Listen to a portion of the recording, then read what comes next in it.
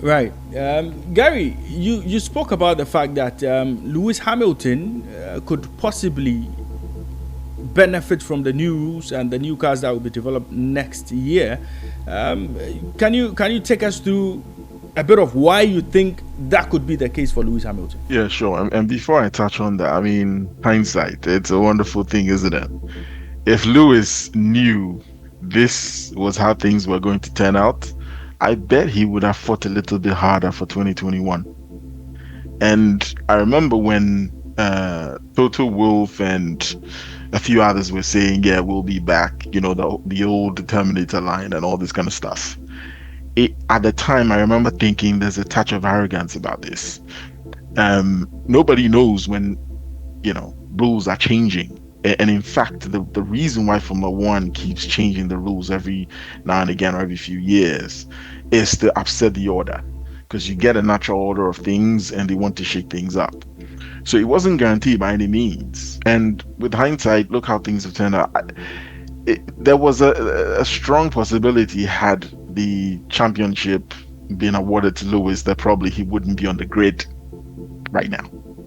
But anyway, that's by the by. Going to the question you've put, the regulations for next season suggest that we're going away completely, not even slightly, completely away from effectively ground effect.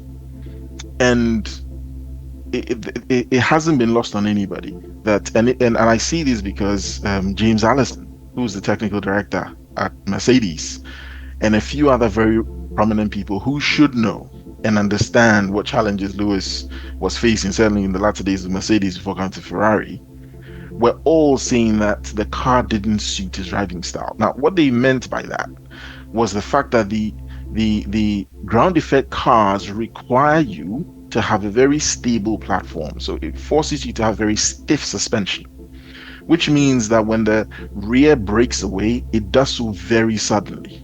Now, Lewis has been a master of controlling the rear through throttle application. This whole having a strong front end, being able to V the corners, hit the throttle hard, and have this minimal steering input by controlling the slide, was all because they didn't have ground effect when he joined Formula One. And if you look at his McLaren days, his car used to be right on the nose. So when he's following close behind, yes, there's a reduction in downforce, but the car's so much on the nose that he's able to follow nose to tail through corners to effect his overtakes and all this kind of stuff.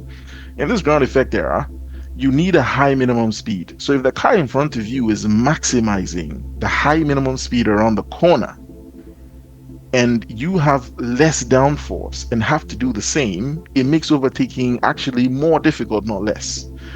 There's a whole bunch of reasons why Lewis is struggling this season. Partly, getting used to the new engine, new team, all this kind of stuff. But let's not forget that his struggle started 3 years before he joined Ferrari, and it was all because of the era of car. So the thinking is for next season, once we move away from this ground effect, it goes back to the traditional setup of the majority of the downforce being provided by the wings. Now, this means you can have a softer suspension, you can have a more planted rear, you can have a more predictable slide from the rear. These are all things that favors Lewis, and he loves, and allows him to just not have to think about his driving and drive purely on talent and instinct, because it just comes naturally to him. And it's for these reasons put together that makes me think that next season might be very different, right? It helps him. He will love it more. It just naturally means that hopefully we might see more of the old Lewis Hamilton. I think next season will be very exciting. Now, regardless whether the Ferrari is at the top of the chain or not, we will see a more competitive Lewis, I think, a happier Lewis race to race, rather than, being hampered or held back because the setup isn't right or the car isn't behaving the way he wants. All the complaints he's making about the car not being stable. Look what happened at Zandvoort, spinning out of practice a number of times, and All this kind of stuff hopefully goes away. So I think potentially there's lots of things to be excited about for the future, i.e. next season. I don't see a lot of downsides at this point, right? Leclerc again is no slouch either way. Leclerc came into Formula One, joined Alfa Romeo, and the guy was quick. I mean, he completely embarrassed his teammates in his first season. Ferrari then took him up. So I think the obstacle to Lewis winning his A title is still his teammate, right? But I think things will become remarkably easier for him, given the technical understanding that we know next season brings. Right, Kwabena, would you agree with Gary when he says, well, ground effect possibly set Lewis back a bit?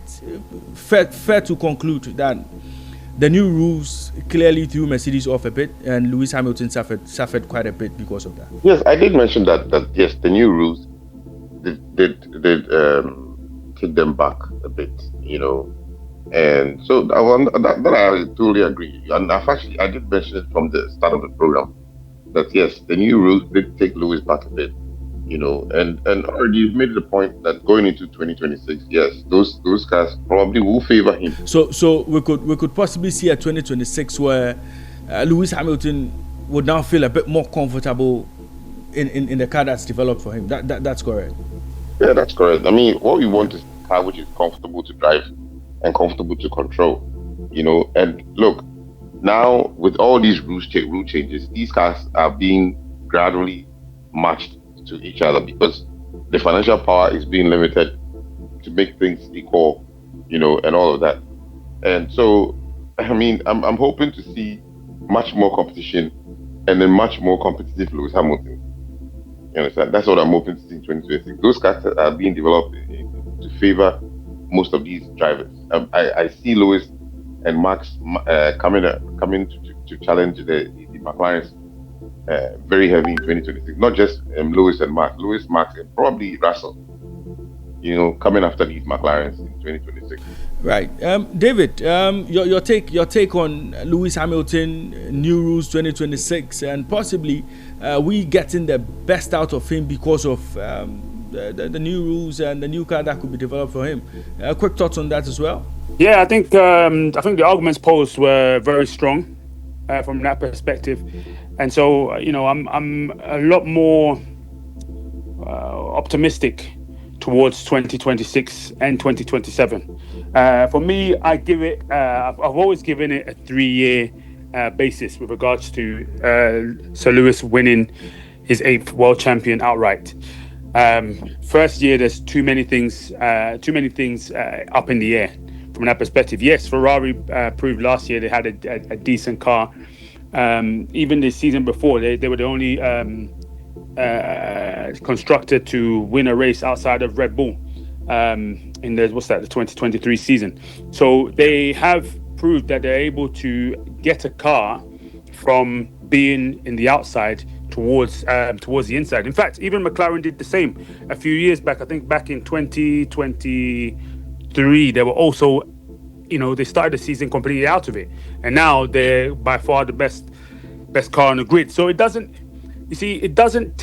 take that much. It's just it's very, very fine margins. And if you have a very good engineering team, yes, you might find yourself further away. That's the reason why I said to you that I could see Lewis on the podium this year, depending on how much focus they're giving with this 2025 car, and how much focus they're then putting into the 2026 car. If they're seeing this one as a complete write-off, or they feel comfortable within where they're going to finish as constructors, then I'm sure they're going to switch their focus onto the 2026 car completely. So I think it all depends. But for me, I've always given it a 3 years to conclude. I've always given it a 3-year project with regards to Lewis winning his 8th outright. And I think with the arguments posed, I think yes, moving away from ground effect era is going to be to his advantage. So there should be some optimism from Lewis Hamilton fans around the world surrounding what the future is going to hold.